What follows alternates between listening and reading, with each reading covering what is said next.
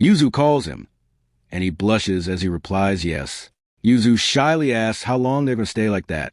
Kido suddenly realizes that his face is right in front of Senpai's chest. Outside the literary club room, Yuzu's senpai greets Kido. She says she will unlock the door. Kido notes that Minato Yuzu is 1 year his senior. As they walk in, he thinks that she is as cute as ever, his senpai from the literary club. He then asks what she's planning to read today. Yuzu says she wants to read something the previous senpai left behind. Afterward, Yuzu stretches to reach a book on the top shelf. Kido notices that Yuzu's senpai is tiny and thinks she looks cute struggling to reach it. Yuzu asks him to grab The Angel of the Abandoned Garden Eye from the top shelf. Kido agrees and notes that she is 140 centimeters tall, adorably tiny. He hands the book to her.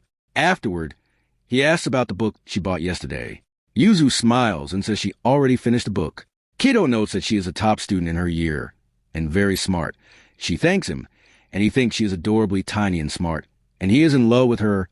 Kido watches Yuzu quietly reading across from him in the club room. He notices her single braid, round eyes, and rimless glasses. She looks peaceful reading in the light of the setting sun. Kido admits that he loves her and never gets tired of looking at her, but right now everything feels at risk. When she stands, he quickly tells her she should sit down.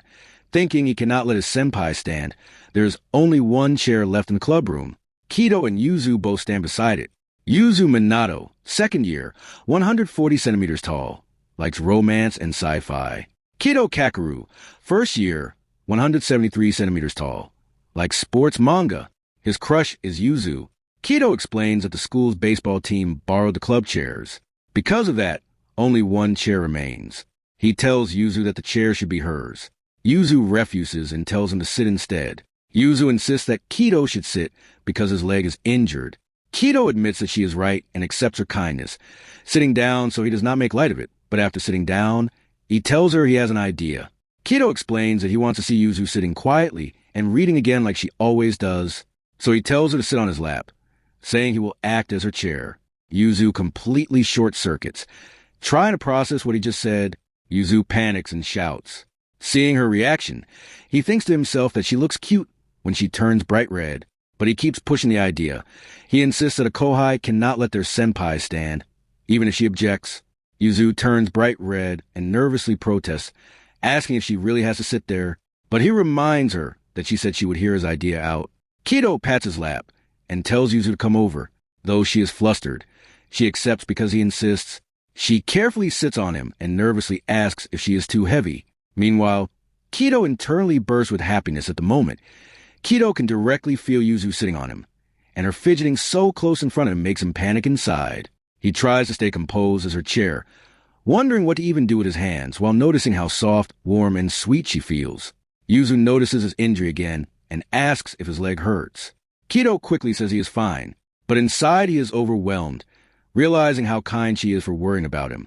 As she stays sitting there shyly, she softly asks how long they are supposed to remain like this. Kido tells Yuzu not to worry and to just read normally while sitting on him, insisting that he will properly act as her chair.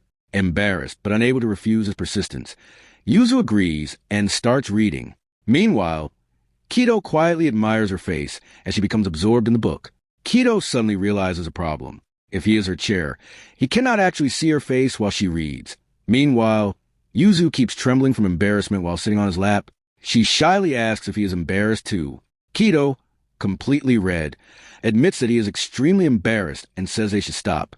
But before he can end it, Yuzu quickly refuses and asks why they should stop. Later, Yuzu flails around on her bed, screaming into a pillow while replaying the moment in her head, embarrassed and overwhelmed. She rolls around thinking about how ridiculous it was that Kido became her chair. She is convinced that he has no idea how strongly it affected her. Even so, she reflects on Kido himself, a kind and honest boy who joined the literary club despite being more sports-oriented. Though he is only a first year who simply injured his leg, he still stayed in the club with her as its only member. Thinking about him being her kohai makes her flustered again. Even so, she still cannot believe that he actually became her chair. Remembering the moment, Yuzu realizes how warm, gentle, and big he felt beside her. Her heart was beating so loudly that she worried Kido might hear it. Hugging her pillow, she admits that the biggest reason she was so shaken was because of him. Afterward, she remembers the moment when she was sitting on his lap. When she turned around, she saw his face turning red. Then Yuzu hugs her pillow and sighs. She smiles to herself while thinking about Kido. She admits to herself that Kakeru-kun is incredibly cute and wonders if he would ever do something like that again. But she is far too embarrassed to ask him directly. Her name is Minato Yuzu, a second year at Shimi High School, and the person she secretly likes is Kido Kakeru.